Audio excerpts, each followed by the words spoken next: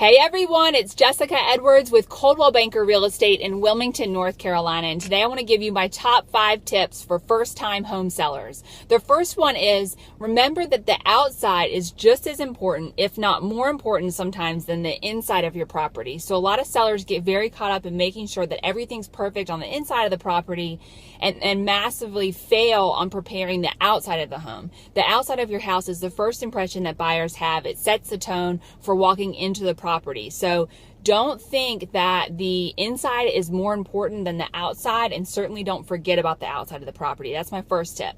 The second one is to prepare for repairs. Don't negotiate. Don't be prepared to negotiate, or don't think that your bottom number is a certain number that you don't allow for any room for repairs. I recommend a lot of my sellers get a home inspection done on the front end to take care of anything that needs done and to be prepared for anything that may come up during the buyer's home inspection.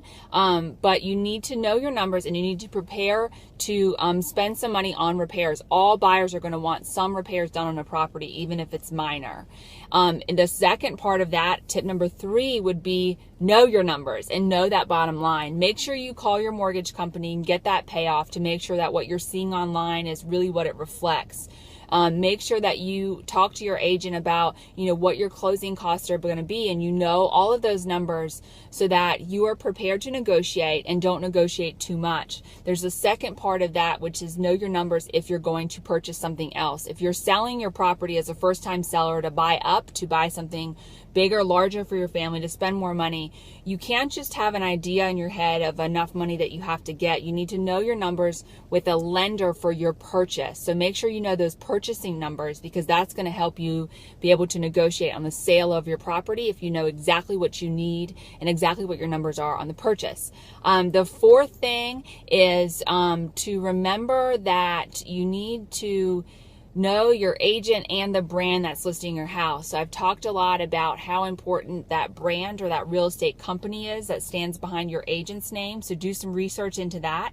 But also don't just choose a company without looking at agents. All agents work differently under different companies or different brands. So if you choose a brand, make sure you also, choose that agent wisely. And if you choose an agent, make sure you also know the brand that's listing your house behind that.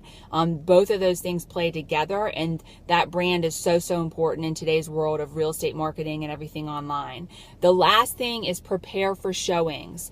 You're not always going to have a 24-hour notice. You're not always going to have a ton of time to prepare for showings. If you work, if you have dogs or kids or pets, be prepared for those things ahead of time, and maybe take a few steps so that it's easy to prepare your house for showing. I recommend my clients set aside a drawer or a basket under a sink in a bathroom, so that if you have a showing scheduled at the last minute, you can toss some things in, from the counter and clear it off and throw it under the sink. So just be prepared for showings and know that you have a plan. If it's if you have a spouse, if it's certain days of the week you're in charge of showings and they're in charge of showings on the other day, depending on work schedules and things. So those are my top 5 tips. I wish you all the best of luck if you're a first-time home seller, and thank you so much for listening.